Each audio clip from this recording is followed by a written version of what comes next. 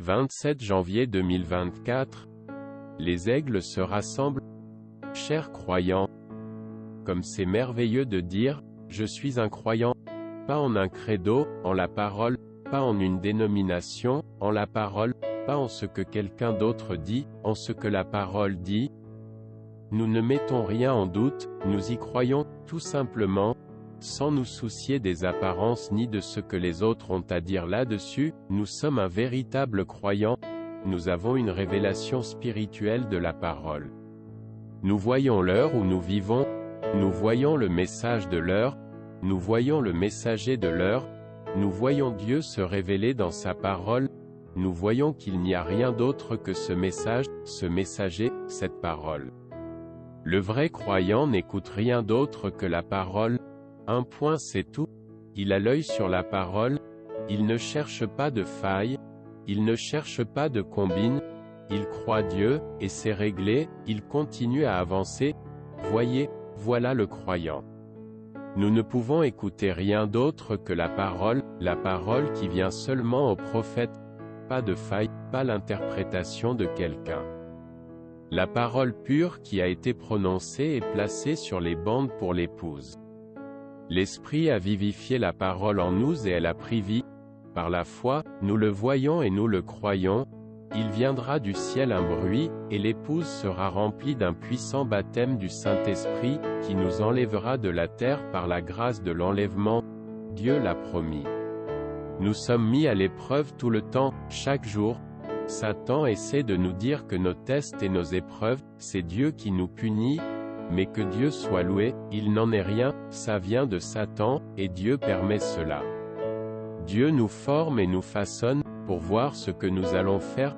L'épreuve vient nous secouer, nous faire toucher le fond, pour voir quelle position nous allons prendre, mais nous vainquons chaque bataille, car nous sommes des modèles vivants, la parole de Dieu vit en nous et par nous. Quelle est notre importance à ses yeux? Personne ne peut prendre votre place, si petite soit-elle. Vous dites, je ne suis qu'une ménagère. Personne ne peut prendre votre place. Dieu, dans sa grande économie, a si bien coordonné le corps de Christ que personne ne peut prendre votre place. C'est merveilleux, n'est-ce pas? Chacun de nous a une place. Chacun de nous était ici quand Dieu a créé le monde par la parole. C'est à ce moment-là qu'il a placé notre corps ici.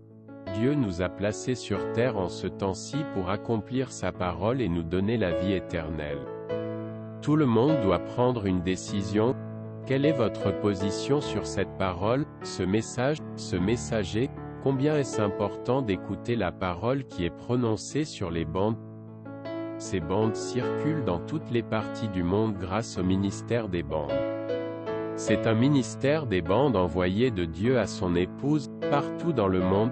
Cela vous dit exactement où vous en êtes, qui vous êtes, et si vous êtes un croyant de la parole. Vous appartenez à l'une de ces catégories.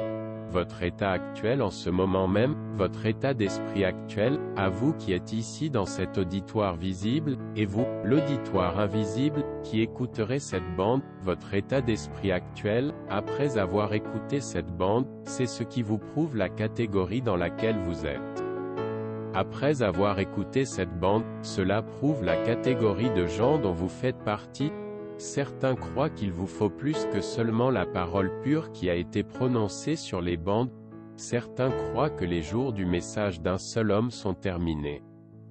Vous devez écouter votre pasteur, sinon vous êtes perdu. La plus grande division dans le message aujourd'hui, c'est l'importance donnée à l'écoute des bandes. Certains enseignent qu'il est faux de passer des bandes à l'église, seul le pasteur doit prêcher.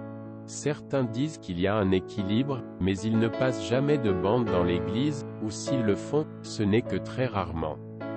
Avec autant d'idées, autant de pensées, autant d'interprétations de la parole, qui a raison, qui devriez-vous croire?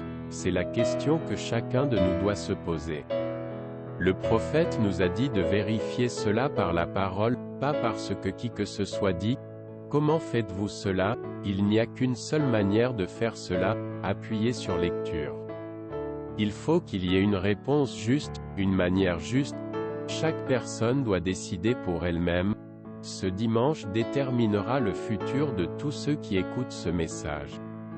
Voici quelque chose que vous devriez vous demander, qui est la seule personne avec l'Ainsi dit le Seigneur, qui la colonne de feu a-t-elle confirmé, qui nous présentera à Jésus, qui a prononcé la parole d'infaillibilité, de qui les paroles prononcées sur terre étaient-elles si importantes qu'elles ont retenti dans le ciel.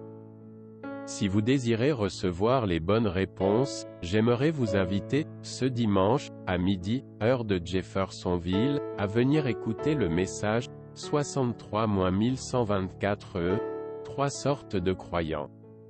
Frère Joseph Branham. Passage des Écritures à lire avant la réunion. Saint Jean chapitre 6 versets 60 à 71.